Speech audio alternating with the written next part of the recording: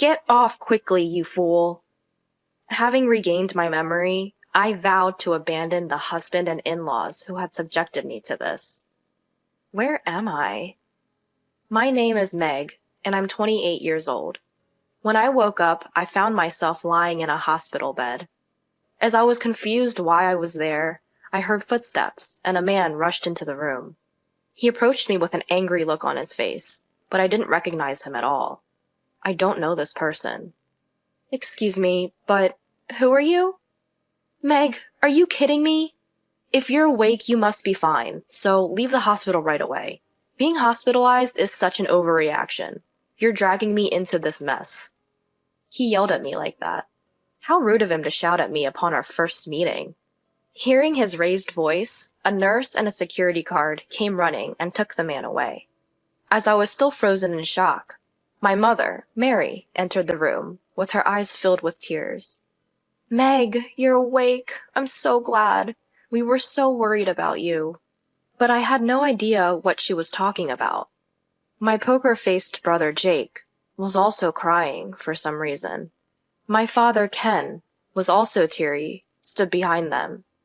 According to them, I was found collapsed in front of my house. I had suffered a concussion from the fall and had sustained a large cut on my head that required multiple stitches, but I didn't remember any of it. Since I bled a lot from my head, a neighbor had called an ambulance. That's what my mother told me. Mom, who was that aggressive man who came in earlier? An aggressive man? Now it was my family's turn to be puzzled. After speaking with the nurse and security guard who had taken the man away, we found out that the aggressive man was supposedly my husband. Wait. I'm married? I have absolutely no memory of that. Meg, are you serious? My brother looked at me with a worried expression. Why did I collapse in front of that house? That guy earlier was yelling at me to leave the hospital right away. Do you have amnesia? My mother muttered, then hurried to press the nurse call button. After she explained the situation to the nurse, I was subjected to a series of medical tests. There were too many tests to be completed in one day, and since the test results wouldn't be available immediately, many people came to visit me while I waited. My coworkers brought me my favorite snacks, flowers, fruit, and other get-well gifts, and some even brought me personal gifts. My friends also came to see me one after another, worried about me. But in the midst of all of this, how long are you going to stay in the hospital? Do you know how much money this is costing? Who do you think is paying for this? Leave the hospital as soon as possible. What a lazy wife you are. Get back to work quickly. We're short-staffed because of you. Among the many visitors, the people who said these unbelievable things were my husband Kevin and his parents. When my father happened to witness their behavior, he was initially taken aback by the sight of them that he had never seen before. My daughter has been seriously injured. She's in the hospital because she needs to be. You heartless people shouldn't be saying such things to her. But he soon retorted in a voice I couldn't have imagined from his usually mild-mannered demeanor. Please leave immediately. My brother and mother sided with my father. Please don't come here anymore. That day, I left hurriedly due to my family's fierce stance, but my husband and in-laws still came persistently, complaining and shouting about when I would be discharged and how much trouble I was causing. Eventually, I was moved to a private room, and they were denied visitation. The hospital let me stay in the private room for the same price as a shared room, so I was lucky. The test results showed that I had completely lost a portion of my memory. It felt strange that something like this could happen in reality. The doctor initially suspected a traumatic injury, but since I didn't have any bleeding in my brain despite hitting my head on the concrete road, it seemed that it wasn't traumatic. I was diagnosed with a psychological condition triggered by hitting my head. I really don't understand anything. I can't even remember my husband's face, and I can't believe I was married to him. Apparently, I was married and living with my in-laws. My husband, Kevin, is 35 years old. He was working at my in-laws' store. I was working as a secretary at another company, so we were both working. However, My actions were monitored by Kevin and my in-laws. They took my salary, and it didn't seem like a happy married life. They checked my work schedule, and on my days off, I was helping at the store, ran by my in-laws, without pay. When my salary was deposited, almost all of it was withdrawn, leaving me with no money to use, and I was responsible for all of the household chores as a wife. Despite working the same condition, Kevin would say, "Why do I have to do the housework? Isn't that a woman's job? Don't push your work onto me." He didn't do anything around the house. Moreover, he would blame me for every failure and hurl verbal abuse, like useless and slow-witted, at me. I was also constantly nagged by my in-laws about housework, work, and not being able to conceive a child. I couldn't even get a proper mealtime in this house. Of course, with such a life, it seemed that my exhaustion was accumulating.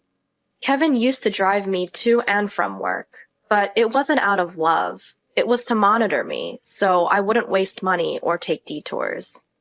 My coworker and friend Betty told me about my married life. I had apparently talked to Betty about my troubles with my marriage to Kevin and living with my in-laws. As I listened to Betty's story, I gradually began to remember the day I got injured. That day, as usual, my husband was yelling at me in the car on our way home from an outing. "You took so long for shopping, and now we're going to be late for our appointment. What are you going to do about it, you slowpoke?" It wasn't my shopping. I was looking for something your mom asked for. If you had helped me to look, we would have finished sooner. Don't make excuses. It's something you were asked to get. Every time I go out with you, I end up in a bad mood. I should have never come along. My husband didn't stop yelling at me for nearly an hour, and when we got home and I tried to get out of the car, my still angry husband said, "Hurry up and get out, you idiot!" And with that, he pushed me out of the driver's seat. I then fell out of the car, hitting my head on the concrete ground. Despite this, my husband didn't stop. He just drove off somewhere. A neighbor saw me lying there, motionless and bleeding from my head, and called an ambulance for me. Since I remembered this, I called the police and told them about the incident. The investigation proceeded. A nearby security camera footage confirmed that my memory was true. When I heard this, my body shook with anger. Why did I have to endure such treatment? I swore in my heart that I would make him pay the appropriate price. Although the fact that I was married to Kevin still feels vague and like someone else's business, my strong fatigue, my emaciated body, and the blood test results all show that my condition was terrible. It must have been the married life Betty told me about. Of course, after being discharged from the hospital, I didn't go back to the house with Kevin and his in-laws, but returned to my parents' home. At my parents' home, I was treated like a princess. "Meg, today we made your favorite, fried chicken. Eat as much as you like. Today your dad bought a cake. Let's all eat it together later." In this way, my mother prepared delicious meals every day, and my father and brother took great care of me. Thanks to my mother's delicious cooking, my body gradually recovered, day by day. My workplace was understanding, and they told me to take a leave of absence and return to work after fully resting. Because of my life at parents' home, not only did my accident injuries heal, but my body's fatigue also improved, and my hair and skin, which had been in terrible condition right after being admitted to the hospital, became beautiful again. It became clear how much stress I had been under in my married life. Suddenly, anxiety crossed my mind. Does being married mean I have to go back to that house? Such anxiety unconsciously slipped out of my mouth. Don't worry about that. Nobody would force our precious daughter to return to a house that pushed her this far. You should divorce him and cut ties as soon as possible. My mother said so, and after discussing it with my family, they decided to ask a lawyer who was a friend of my father. This lawyer knows me since I was a child and had a long relationship with my father. After hearing my situation, the lawyer, like my family, angrily agreed to help. Thanks to the skilled lawyer, the process of divorce started smoothly. Meanwhile, at the house where Kevin and his in-laws lived, Kevin and his parents were fuming. "When is she coming back? The housework in the store can't run smoothly without her. We need her back as soon as possible. When Kevin said that, his mother-in-law also said, "She's already been discharged from the hospital, right? Why isn't she coming back here? Instead of resting, she should give birth to at least one heir." My father-in-law expressed his indignation as well. "She's such a spoiled wife. When she comes back, we need to straighten her out." In fact, they called my parents home almost every day. "Meg is there, right? Why isn't she coming back here? Her body has recovered, hasn't it? We have a business here, so please let her return as soon as possible." My brother, who had answered the phone, told me what they had said. My family unanimously said that I didn't need to go back, but I wanted to go and get my belongings. I consulted with a lawyer, and my father decided to accompany me. From that day on, my husband's family was in deep trouble. As soon as I entered the house, "How long are you going to stay at your parents' house? What have you been doing without answering the phone? You're such an irresponsible wife. Hurry up and get back to work. There's a mountain of housework and work waiting for you." Kevin and my in-laws started blaming me. As the lawyer and my father entered the room, they were momentarily surprised and closed their mouths. "Why didn't you come back alone? Why did you bring a lawyer? What do they have to do with this?" But then started scolding me again. "Let's sit down and talk for a moment." The lawyer calmed them down and led them to the living room with my father. I went upstairs to my room to pack my stuff. Why did I need to come back to this house? I remembered that I left important evidence of the emotional abuse here. I had kept a diary where I recorded Kevin and my in-laws' words and actions along with the dates. The lawyer told me that it was very important as evidence, and I also had another piece of evidence that I had always hidden from my in-laws. As I was packing, "What's that? Who agreed to the divorce? Don't make decisions on your own." I heard a loud bang on the desk. My body reflexively tensed up, and I crouched down. It seemed that my father and the lawyer had been discussing the divorce. I quickly grabbed my packed belongings and rushed downstairs. Just then, Kevin came out of the entrance and said, "What's with the luggage? Aren't you coming back? Are you the one saying you want a divorce? Explain yourself properly." As he tried to grab me, the lawyer intervened just in time. "Violence is not acceptable."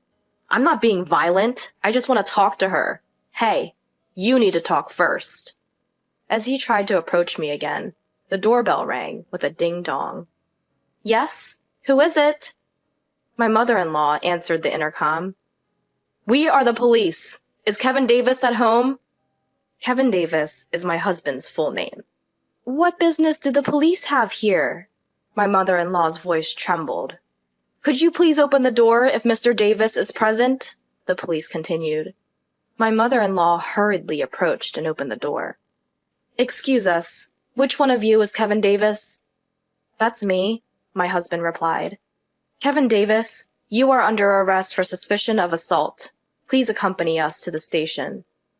As the police officer announced this, "Huh?" I could hear my mother-in-law gasping for breath. My husband was also clearly shaken, asking, "Why me?" He's apparently perplexed. Yes, after officially filing a complaint with the police about the recent accident, it became a criminal case. Fortunately, security camera footage was available, leaving no room for excuses. At first, he was quietly taken away. "I'm not in the wrong. It's her fault for being clumsy. It's just an exaggeration because I pushed her a little. I'm not in the wrong. Meg, are you listening? Hey, hurry up and withdraw the complaint." He gradually began to shout. As he yelled loudly, neighbors began to gather.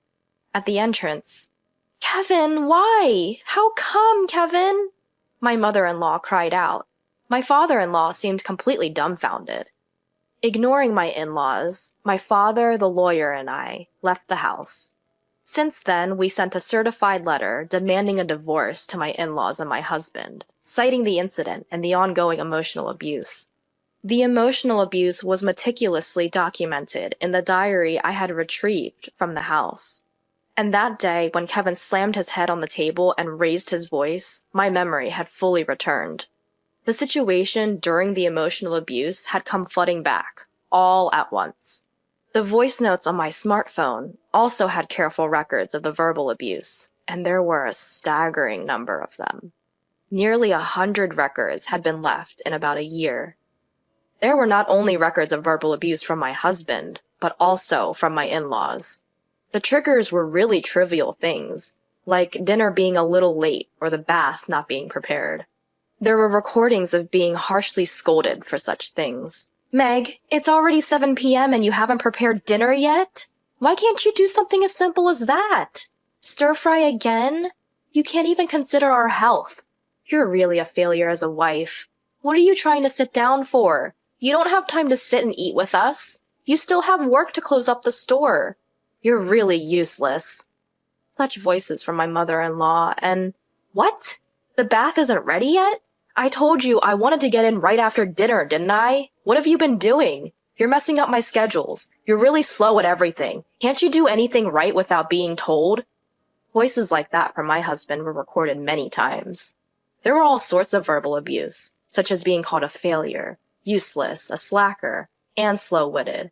Just listening to it for a bit made my body shrink. The diary and voice recorder were solid evidence, so there's no way to deny it. I was able to get a smooth divorce since I had all the evidence. Along with the certified letter, I sent my in-laws a piece of evidence I had brought from the house. It was Kevin's test results. I was often blamed by my in-laws for not being able to have a child, but the cause was Kevin's azoospermia. I kept quiet not to crush Kevin's ego, but it doesn't matter now that we're divorcing.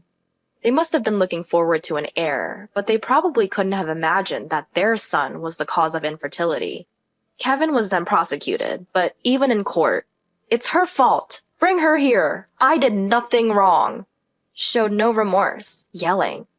Because of this behavior, the judge's impression of him was poor, and he was sentenced to prison without probation. Not only that, but I also decided to sue my husband for emotional abuse and psychological DV in civil court. I'll make sure to get compensation and cut ties with that man completely. There's no affection left for my husband now that my memory has returned, and I feel relieved to be getting away from him. I can rest easy knowing that I won't have to see him while he's in prison. As for my in-laws, I negotiated using the evidence of emotional abuse and received compensation. At first they argued, "Why should we pay? We have nothing to do with this. If anything, we were teaching her how to be a proper wife, and she should be grateful." But when they found out there was evidence, they probably didn't want their business to be affected, so they paid more compensation than the going rate. However, my in-laws' fears became a reality. It was only natural that their son, who worked with them, got arrested. Rumors spread, such as, "Did you hear? The son of that store pushed his wife out of the car and seriously injured her." They were always bullying their daughter-in-law. Even though she worked outside of the house, the daughter-in-law was forced to work for free at their store. Because of these rumors, the store was far from being able to continue its business. Customers gradually stopped coming, and it seems that the store went out of business just 6 months after Kevin's arrest. They had taken out a loan using their land as collateral, so they lost both their land and savings and ended up filing for bankruptcy. Now, they are living modestly in an old apartment, receiving welfare. I wonder if the three of them will live together once Kevin is released. It's none of my business anymore. "Meg, would you like to go out for dinner tonight?" My boss and current boyfriend Ronald cheerfully asks me after work. "Stop it, everyone's still here." "Oh, you two are always so lovey-dovey, I can't even watch." We don't care the teasing from our colleagues. I made a reservation, so let's get going. He pretends not to hear me. A few years after my husband's arrest and since his release, he has been supporting me, always listening to my troubles as I was being harassed by my ex. Eventually, he gave me rides to and from work. One day, my ex approached me suddenly, saying, "Meg, I have something to talk about. Let's live together again. I've changed my ways, so I'm sure we can make it work." Ronald stepped between us and said, "Stop bothering her." My ex fought back, saying, "This has nothing to do with you. It's between me and Meg. Stay out of it." Ronald replied, "Meg is important to me. You need to give up on her already. I'll call the police. I won't hold back if I see you again. Thankfully, I haven't seen my ex since then. Ronald used to play sports, so he has a good physique and a strong face, which was probably very effective against my not-so-large ex. He's also a sweets lover, which is a cute contrast to his tough appearance. He's a wonderful person who always respects my opinions.